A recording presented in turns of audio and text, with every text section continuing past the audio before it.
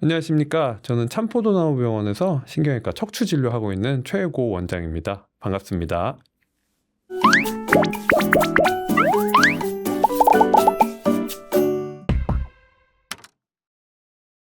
80세 이상 고령 환자의 약 80%가 척추 협착을 겪고 있다고 하는데요. 실제로 이제 내원 환자분들 비중을 봤을 때 고령층에게 이제 허리 건강이 얼마나 중요한지 한번 말씀해 주시면 좋을 것 같아요. 네, 저도 이게 궁금해져서 저희 병원에 일주일 동안 오신 분들을 한번 해봤어요. 그랬더니 70세 이상이 한 40% 가까이 되더라고요. 그래서 정말 70대 이상 분들이 많이 오시는구나 생각을 했고요.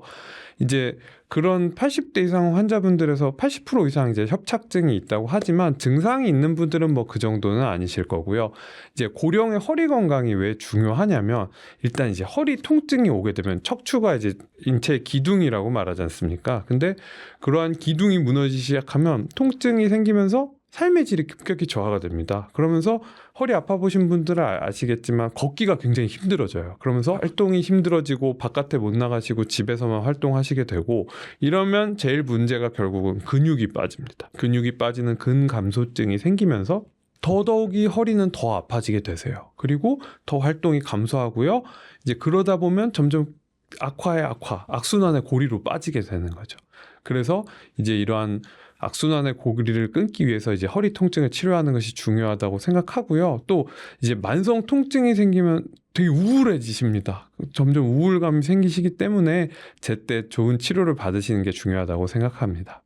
어르신들의 이제 허리 척추 문제는 워낙 고질적이기도 하고 허리는 함부로 수술하면 안 된다는 인식이 좀 있으신 것 같은데 고령층의 허리 수술을 하는 게 좋을까요? 아니면 최대한 안 하는 게 좋을까요? 저희도 보통 의사들이 수술하려고 막 하는 의사는 많지 않아요. 최대한 보존적 치료를 해보고 그래도 안 되는 분들이 이제 수술을 하게 되는데 이제 허리 수술 안 좋다라는 말씀을 너무 많이 하시다 보니까 사실 그 때를 놓치는 분들이 있습니다. 저는 그거에 대한 경각심을 드리기 위해 자주 말씀을 드리는 편이고요. 보통 세 가지로 말씀을 드려요. 첫 번째는 이제 통증, 여러 가지 치료를 비수술적 치료를 받으시는데 호전이 전혀 없고 수면도 못 하실 정도라든지 걸으면 너무 아프고 이렇게 호전이 너무 없는 분들. 두 번째는 이제 다리에 마비가 오고 이제 그냥 쥐가 나고 이게 아니라 정말 근력이 저하가 되고 막 발이 이렇게 끌려요. 이런 분들이 있거든요. 그렇게 되신다든지 혹은 대소변 장애까지 문제가 생긴다. 이러면 이때는 얼른 병원에 찾아가셔서 수술을 빨리 생각을 해보셔야 될 것 같고요. 세 번째는 이제 너무 밤에 주무시다가 다리에 쥐가 나고 잠을 이루지 못할 정도로 통증이 심하거나 혹은 이제 저희가 걸어가다가 다리가 너무 저리고 아파서 쉬었다 가야 되는 걸 저희가 신경위성 파행이라고 하는데요.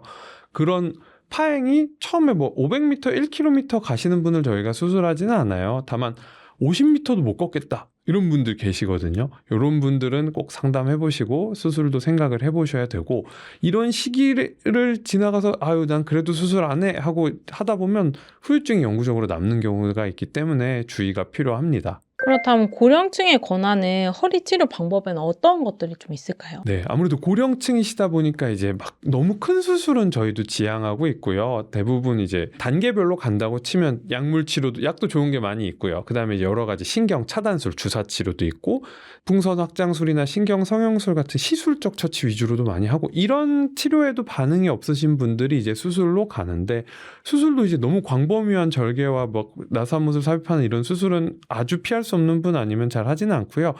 이제 척추 내시경 수술이라든지 최소 침습 수술을 통해서 이제 수술을 하고 있습니다. 그 이유는 당연히 이제 조금 절개를 하고 내시경 등을 이용하면 근육 손상도 적고 이제 뼈도 덜 깎아내고 이제 그런 식으로 통해서 회복이 빠르고 또 이제 전신 마취나 이런 걸 피할 수 있고 이제 부분 마취나 부위 마취 등으로 할 수 있기 때문에 많은 장점이 있을 수가 있겠습니다. 허리 수술이 가능한 어떤 가장 마지막 연령대 이 나이 이상으로는 허리 수술 하지 말라 이런 게 있을까요, 혹시? 아니면 뭐 꼭 그 나이 자체가 중요하시지는 않고요. 이제 또 연세도 어느 정도 요인이긴 하지만 대개는 이제 전신 컨디션이 중요하고 이제 전신 마취 수술은 아무래도 85세, 90세 넘으시면 이제 환자분이나 보호자분들도 별로 원하시지 않는 경우도 있지만 꼭 필요할 때만 하고요. 저희 병원은 이제 전신 마취를 거의 하지 않거든요.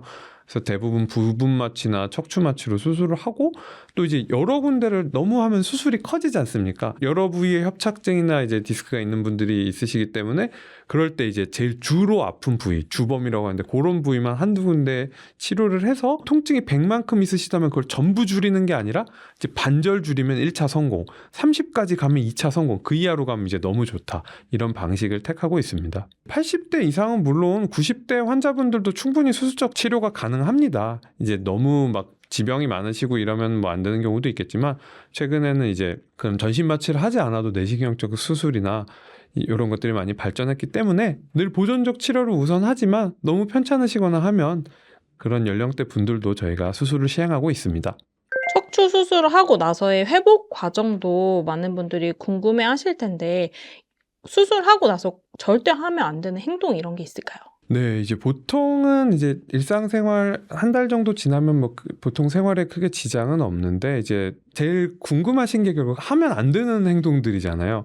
제일 말씀드리는 건 이제 세면대나 이제 샤워기로 허리 굽혀서 세수나 머리만 감으시는 분들 이게 거의 제일 나쁘다고 볼 수 있을 것 같고요. 그다음에 바닥에 물건 주울 때도 이제 무릎을 구부리는 게 아니라 허리를 구부려서 이제 바닥에 있는 걸 주우시면 또 그것도 이제 수술 받고 나서 회복에 저하가 되고 심지어 재발되는 경우도 있고 이런 기구 같은 걸 삽입한 분들은 기구가 빠지는 경우도 생깁니다.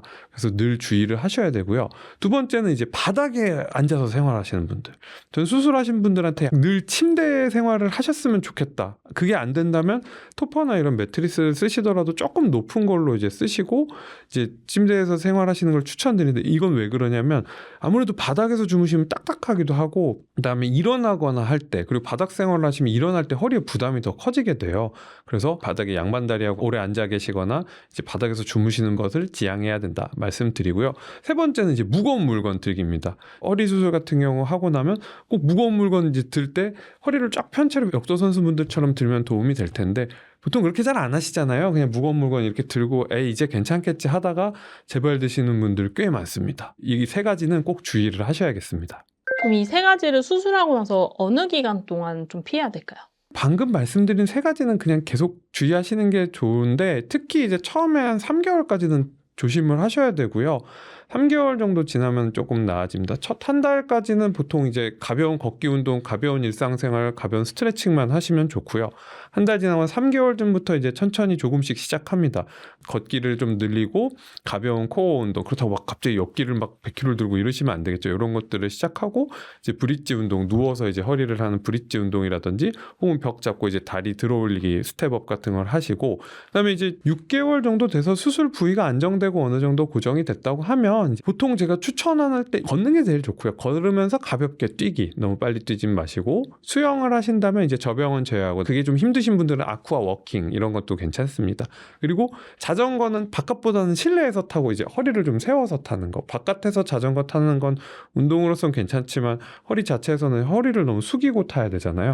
그래서 추천을 좀 못 드리고 계단 내려가는 것보다는 이제 오르기. 그래서 헬스장에 최근에 많아진 이제 천국의 계단이라든지 혹은 아파트에서 이제 올라가는 정도로 이렇게 하시는 요 4가지 운동을 보통 추천드리고 있습니다. 그리고 수술하시고 나서 습관이 돼서 보조기를 계속 차고 계신 분들이 있으세요. 수술하신 분뿐만 아니라 어머님들 막 이거 안 하면 허리 아파서 못해 하면서 계속 차고 계시는데 그러면 이제 근육이 더 약화될 수 있기 때문에 수술하고 나서 1개월에서 2개월 정도 차고 나면 특별한 심각한 사유가 없다면 보조기 착용을 중단해야 됩니다.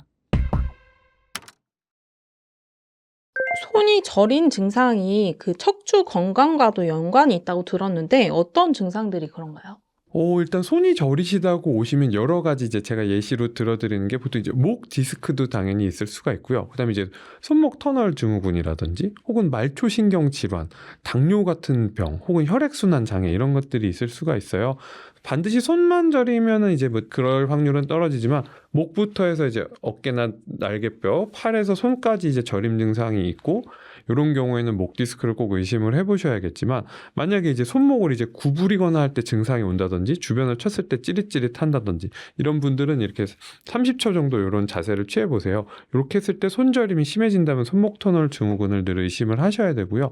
그 외에 이제 혈액순환이 안 된다든지 혹은 당뇨 같은 게 심해지시면 말초 부위부터 꼭 손에 이제 손발에 이제 장갑이나 양말 착용한 것처럼 그 부위가 저리시는 경우가 있기 때문에 꼭 감별이 필요하겠습니다. 척추 디스크 수술을 하고 나서 재발하게 만드는 5가지 행동이 있다고 참포도나무 유튜브 채널에 나오더라고요. 그 어떤 것들인지 궁금합니다. 저희 이번 유튜브에 소개해드린 적이 있는데 이제 5가지로 보통 말씀을 드리는데 제일 피해야 되는 게 이제 첫 번째가 세면대에서 머리 감고 이제 세수할 때 허리를 이렇게 구부린 채로 하시는 경우를 제일 피하셔야 될 것 같고요. 두 번째는 이제 딱딱한 바닥에서 자기. 바닥에서 주무시면 허리가 이렇게 떠버려요. 이렇게 어느 정도 받쳐줘야 되는데. 그래서 딱딱한 바닥에서 주무시는 걸 피해야 되고, 이제 꼭 침대가 없으셔서 바닥 생활을 하시더라도 그럼 토퍼나 매트리스를 어느 정도 두꺼운 걸로 이제 너무 부드럽거나 너무 딱딱하지 않은 걸로 챙겨서 주무시면 좋을 것 같고요. 세 번째는 바닥에 앉아서 구부정하게, 의자에서도 마찬가지예요. 이렇게 구부정하게 오래 앉아 계신다든지 아니면 이제 소파에서 텔레비전 볼 때 이렇게 막 오래 보신다든지 하는 이런 구부정한 자세를 피하셔야 됩니다. 네 번째는 서서 바지 입으시는 분들. 이거는 이제 바지 입을 때 그때 허리가 자연스럽게 굽어지기도 하고요. 두 번째, 이러다가 넘어지시는 분들 굉장히 많으세요. 넘어지시면서 골절되는 경우도 있고 허리 이제 갑자기 막 통증이 심해져서 병원에 오시는 분들도 많기 때문에 피하시는 게 좋겠고요.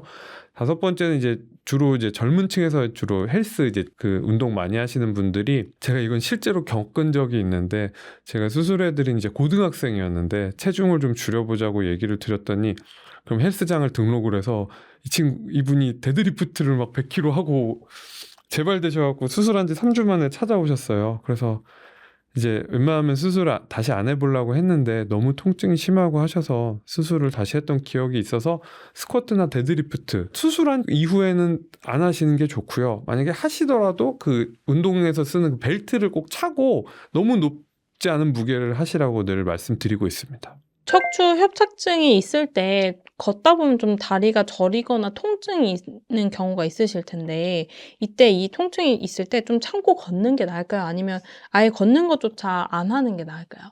이제 걷긴 걸으셔야 되는데 아픈 걸 참고 걸으시면 안 되는 겁니다. 그래서 이제 신경이성 파행, 가다 보면 이렇게 허리를 구부리고 쉬었다 가야 되는 증상이 협착증의 증상인데, 가시다가 어느 정도 뭐 예를 들어 3분에서 5분 정도 가면 다리가 심하게 저리기 시작하다 그러면 꼭 쉬었다 가세요. 쉬었다 가시고 5, 6분 걸었다가 10분 정도 걸었다가 아프시면 몇 분 쉬었다가 괜찮아지시면 다시 출발하시고 이런 식으로 끊어서 가시면 좋고요. 물론 이제 안 끊어서 가셔도 되는 분들은 가셔도 됩니다. 하지만 이제 통증을 참고 그렇게 가실 이유는 없고요. 그다음에 이제 이런 거리가 예를 들어 5분이 아니라 뭐 1분도 못 가겠다 이런 분들은 얼른 치료를 받으셔야죠. 치료를 받으셔서 저희 병원에 약간 모토 같은 건데 바르게 걷기거든요. 안 아프게 해드려서 바르게 걷는 거라서 여러 가지 치료를 통해서 통증을 줄이고 걸을 수 있는 거리를 늘려서 운동을 하고 그로 인한 근감소증을 예방하는 것이 이제 전체적인 목표가 되겠습니다.